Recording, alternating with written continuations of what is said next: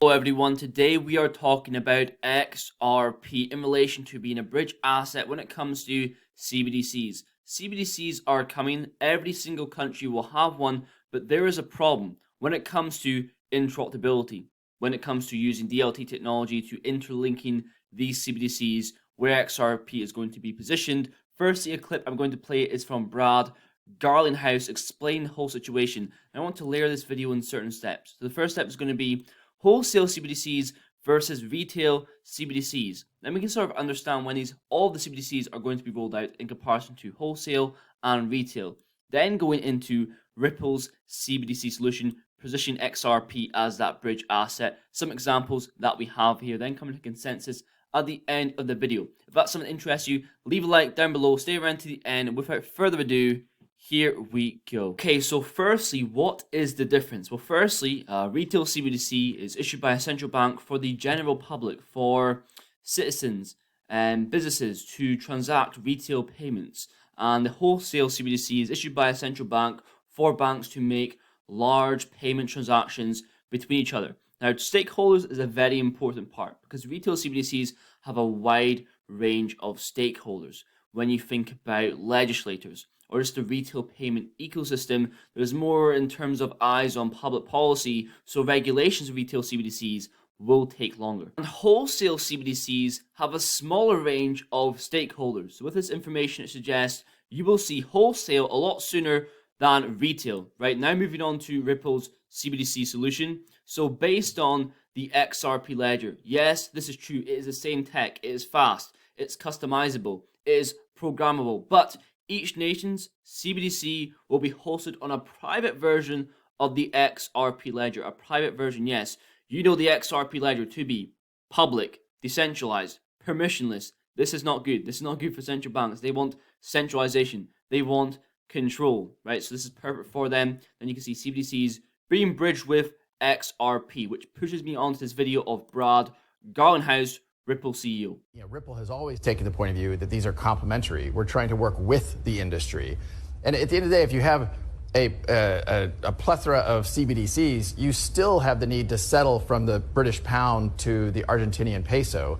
And we're really trying to position XRP, because it's so scalable, because it's so cheap per transaction, so fast, as that bridge asset. And if we can make the entire global economy more efficient for global trade by using that bridge asset, again, the core of what Ripple's solving today, a cross-border transaction, typically viewed as SWIFT, is slow, it's expensive, it's error-prone. We should not rely upon technology from literally 50 years ago. For context, he was asked a question, do CBDCs pose a threat to crypto? He stated it's more complementary, especially in terms of XRP as that bridge asset. Also, people have said that with CBDCs here, XRP will be useless. That's the most nonsense I've ever heard. CBDCs have stability risks. They have their own counterparty, right? They are neutral.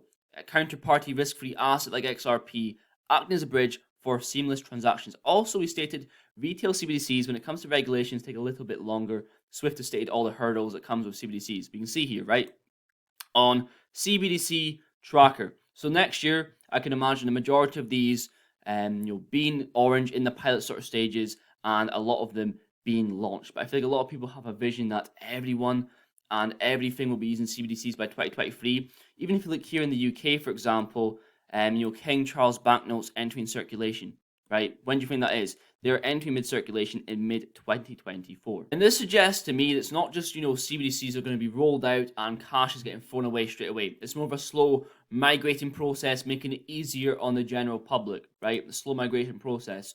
Also, we can see here DMI Future Payments 2022 turning the cross-border payments roadmap into reality. A few things I want to go over here in relation to actually CBDCs, predictions when they're actually going to be all rolled out. So we can see here, 2/3 of central banks expect to issue a CBDC within 10 years. So 24% 1 to 2 years, 12% 3 to 5 years, and 29% 6 to 10 years. And then 35%, the largest share of the pie there, we don't expect to issue a digital currency. But the consensus is CBDCs sooner rather than later. Also on page 17, we can see BIS.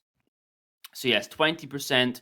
The Bank of International Settlements predict that 1/5 of the global population will use the CBDC over the next 3 years. I believe the majority of the population believes CBDCs are a very far away thing, 2030, and they're saying sooner rather than later, but people in the crypto community are saying everything's going to be rolled out in 2023. I believe a little bit later than them, sort of a middle ground, so to speak. Now I want to relate to Ripple's CBDC solution. Who is using it? One example we have is Bhutan. Back in 2021, September time, advances financial inclusion and sustainability with Ripple's CBDC solution. There's also talks recently, they were on the R3's website, but they're in the testing stages, testing different tech. That's the way I see it in my opinion.